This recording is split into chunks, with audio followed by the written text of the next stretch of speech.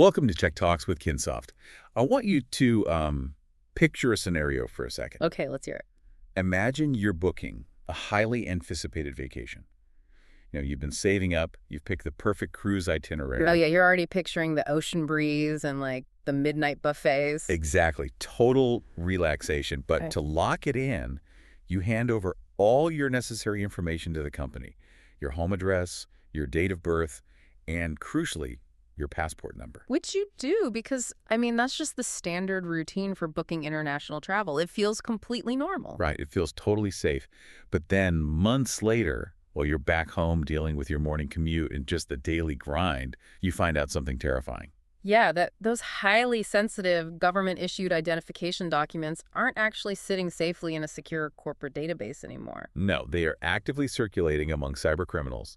And honestly, the wildest part of this whole scenario. It's how they got in, right?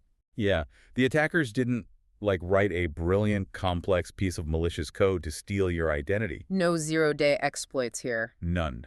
Someone basically just politely asked to be let into the network, and an employee just opened the digital door. It is a jarring reality to confront, and unfortunately for millions of people, it's not a hypothetical exercise. It is the exact situation we're looking at today. That brings us to our focus. Today, we are exploring the massive 2026 Carnival Corporation data breach.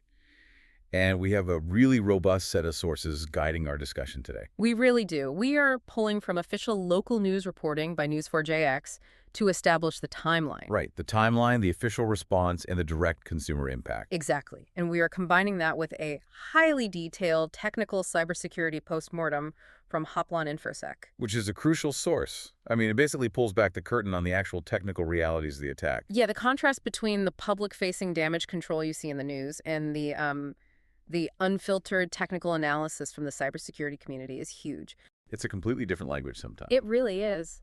But it's what makes this specific incident such a profound learning opportunity. So our mission today is to figure out exactly how a catastrophic breach of this magnitude occurred without a single piece of sophisticated hacking software even being named in the initial reports. Right. We're going to break down the mechanics of the failure. And what it means for the millions of people caught in the crossfire. Plus, crucially, outline exactly how you can protect yourself when your most sensitive data is exposed. Because to really understand the severity of this, we have to start by looking at the perimeter. We have to analyze the specific mechanism the attackers used to bypass a multi-billion-dollar company's defenses. Right, because as you alluded to, it wasn't a zero-click software vulnerability.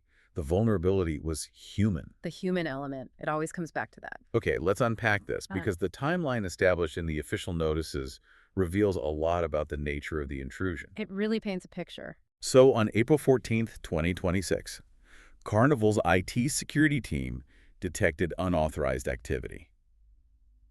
But it wasn't like an external server being brute forced. No, the activity actually involved a legitimate employee account. Right. Then it took a little over a week, until April 22, 2026, for the company to confirm that personal data had actually been copied. Which is a nerve-wracking 8 days. Seriously. But the official attack vector wasn't ransomware, and it wasn't some complex, unpatched software flaw. It was social engineering. Social engineering, yeah. And that term gets thrown around a lot. But it's like having a state-of-the-art billion-dollar bank vault, but a security guard just hands the keys to a guy wearing a fake repairman badge. That is a perfect analogy. Right.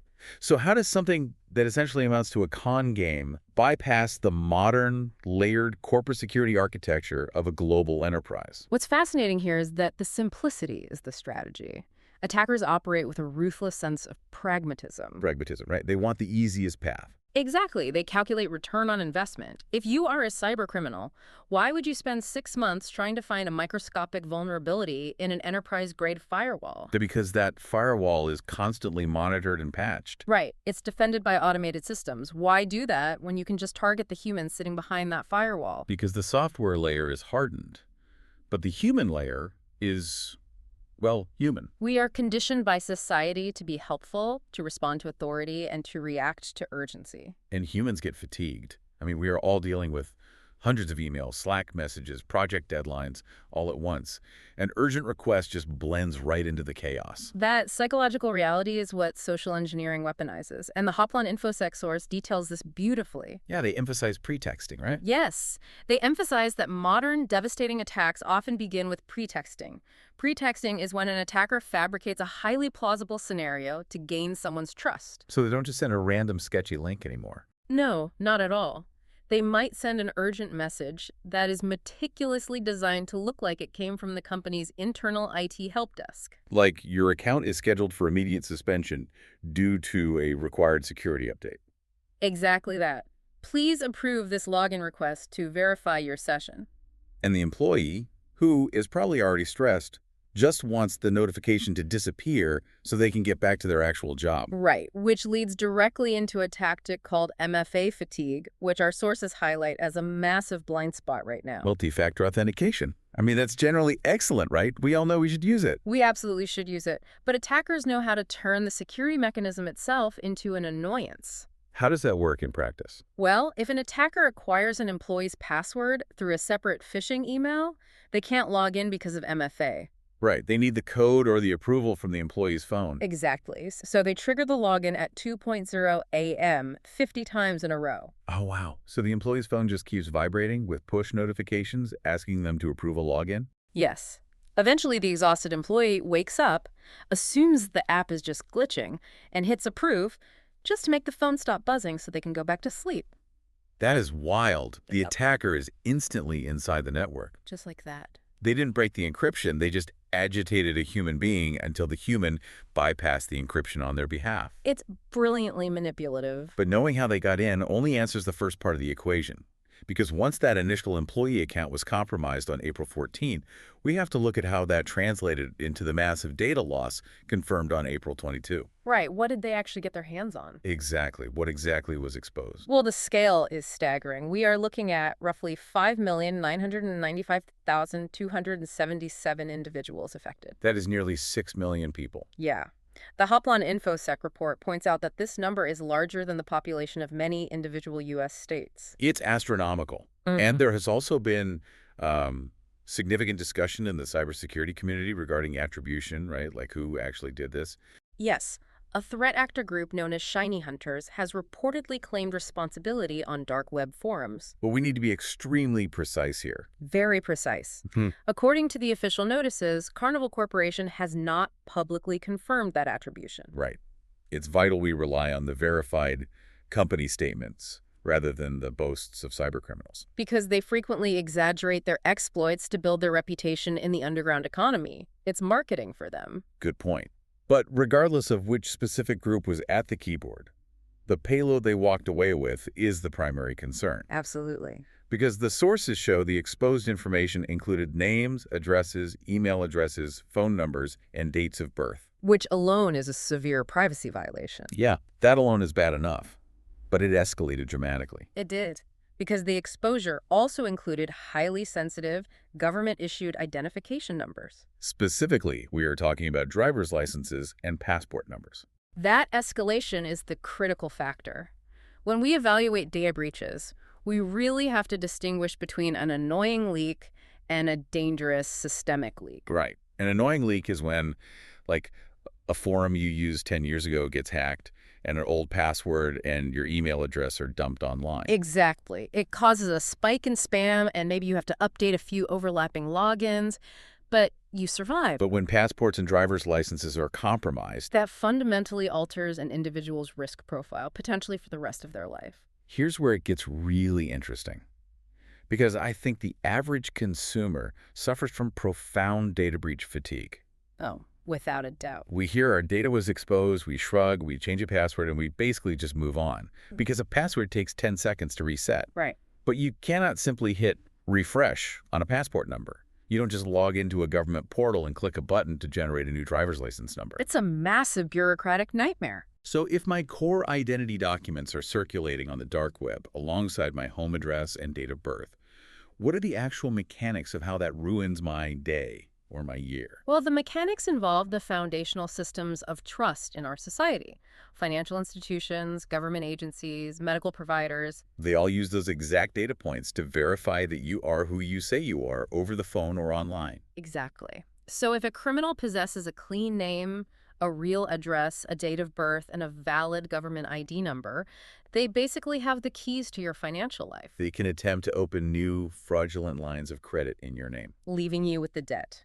They can try to intercept your tax refunds by filing before you do. They can even bypass the security questions on your existing bank accounts. Because the secret information the bank relies on is no longer secret, it's a public commodity now. Right. And beyond direct identity theft, the Hoplon InfoSec source warns of severe long-term downstream risks. What kind of risks? Specifically, they highlight the danger of highly targeted contextual phishing campaigns. How does that look in practice? Because when people hear phishing, they usually picture a poorly spelled email from an alleged foreign prince asking for a wire transfer. Yeah, that's the old way. The modern phishing landscape is entirely different, especially when attackers possess this level of contextual data. So give us an example. Imagine receiving an SMS text message that reads, "Carnival Cruise Lines alert. Due to the recent data security incident, your upcoming travel itinerary requires immediate re-verification to remain valid. Please click the secure link to confirm your passport details." Oh, wow. Because the attacker already knows you are a Carnival customer. Yes, and they already know your name and phone number, so the message doesn't trigger your usual skepticism. It feels incredibly legitimate. It looks like proactive customer service. Exactly. They are actively using the psychological stress of the real data breach to trick you into handing over even more information. Or tricking you into downloading malware onto your device. Yeah. They use the breach itself as the bait. It's incredibly cynical, but it works. That brings us to the response phase. Knowing that this data can be weaponized in such convincing ways, we need to examine what Carnival is doing to mitigate the fallout. Right. And more importantly, what actions you should be taking right now if you're among those nearly 6 million people. Well, looking at the timeline provided by News4JX, Carnival officially notified the affected individuals and launched a dedicated incident response webpage on May 27, 2026. Okay, let's pause there. Considering they detected the initial intrusion on April 14, we are looking at well over a month of internal investigation before the public was alerted. Which raises a lot of eyebrows for people. Sure, but the reality of digital forensics is that it is painstakingly slow. It is not like TV. Right. You can't just look at a folder and instantly know who downloaded what. You have to parse millions of lines of server logs. You have to figure out exactly which databases were touched, cross-reference that to customer accounts, and navigate complex state-by-state notification laws. If a company rushes the notice, they often give inaccurate information. which creates even more chaos and panic. Exactly. That forensic process is incredibly resource-intensive. It is. But once they did establish the facts and notify the public, Carnival announced they are offering 2 years of complimentary credit monitoring through TransUnion for eligible U.S. customers. Which is standard, but necessary. Yes. To facilitate this, they established a dedicated TransUnion call center. For anyone listening who might be impacted, that specific support number is 1-844-593-8310. Okay. And I know they are strongly urging consumers to get their free annual credit reports at annualcreditreport.com. And to utilize the identity theft resources provided by the Federal Trade Commission, yeah. So what does this all mean? We have credit monitoring being offered, which provides a layer of visibility. But going back to what we just discussed about attackers weaponizing the news. There is a cruel irony baked into this process. A huge one. The very mechanisms a company uses to help people, like sending out notification emails or offering free monitoring services, are the exact mechanisms scammers are going to spoof. Oh, absolutely. I can guarantee that bad actors are spinning up fake websites right now. Sending out emails with subject lines like, Carnival data breach compensation claim. Aiming to victimize these people a second time. It is practically a certainty in the wake of any major breach. Scammers thrive in environments of confusion and anxiety.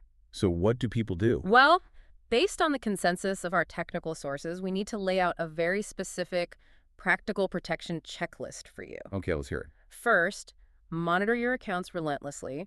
Do not rely solely on an annual credit report. You need to review your bank and credit card statements weekly. Because identity thieves often test stolen credentials with small, barely noticeable charges, right? Exactly. Like a $2 digital subscription before they max out a card. So how should people handle the credit monitoring offer itself, given the risk of spoofing we just talked about? If you are eligible, you absolutely should enroll in the free TransUnion monitoring. However, and this is a critical rule, never click on a link in an unsolicited email or text message to enroll. Go directly to the source. Yes. Go directly to the official Carnival website by typing it into your browser, or type in the exact URL provided in your physical notification letter. Do not trust any digital communication offering breach protection. None. Furthermore, you must be hypervigilant against phishing across the board. Treat any communication claiming to be from Carnival, from a bank, or from a credit bureau right now with extreme suspicion. Even phone calls, right? Yeah. If a bank calls you, hang up, find the number on the back of your debit card and call them back. That is the best practice, yes. And what about passwords? We established that this breach centered around identity documents, but changing passwords is still a standard protocol, correct? Yes.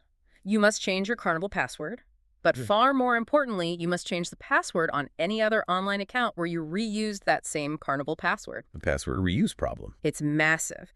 If a threat actor acquires an email and password combination from one breach, they immediately deploy automated software scripts. To just blast that login everywhere. Exactly. These scripts test that exact same email and password across hundreds of different platforms, major banks, email providers, retail stores, in a matter of seconds. Right, credential stuffing.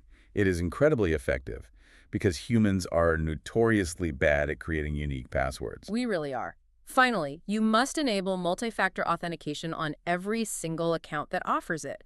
Even if an attacker steals your password, MFA provides a crucial secondary barrier that is much harder to bypass remotely. Unless they bombard you at 2:00 a.m., like we mentioned earlier. True. So, don't approve logins while half asleep. Fair point. That is a substantial amount of homework for the consumer, especially considering they did absolutely nothing wrong. It is, but it is necessary for self-preservation. Now, I want to shift the focus to the corporate side, because it's clear how individuals need to react. Yeah, the personal checklist is pretty solid. But if we trace this entire disaster back to its origin, we hit a glaring architectural question. Wait, hold on. Let me just push back on this entire narrative for a second. Wait, push back. What are you thinking? Well, as a concept, we talk a lot about human error. But from a purely practical operational standpoint, if one tired employee clicking approve on a fake IT request can compromise the passports of nearly 6 million people, Yeah. isn't that a catastrophic failure of the system's architecture rather than the human? Oh, completely. Like if I'm working on a project, I don't want to wait 3 days for an IT ticket to clear just to access a file.